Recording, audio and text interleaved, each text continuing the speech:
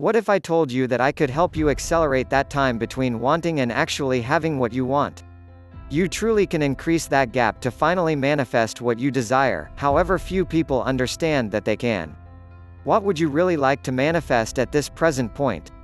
Perhaps you have a desire to apply the law of attraction to manifest more money.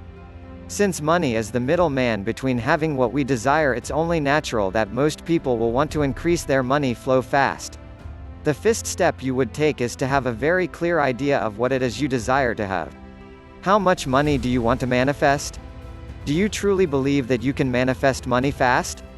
These are the two questions you must first ask yourself. Once you are clear about what you want to manifest, you should then employ the law of attraction by bringing yourself into alignment with what you want. The secret to manifesting faster is to activate the law of attraction with increased power and focus. Without the power of the energy behind your intention, you will set of a very weak wish to the universe. Think of a bucket beneath a dripping tap. Each drop into the bucket will eventually fill the bucket, however if you open up the tap the flow will be stronger, steady and powerful. It would not take very long to manifest what you want. I often say that it is not enough to know about the law of attraction, but it is also important to learn how to maximize it to manifest what you want faster.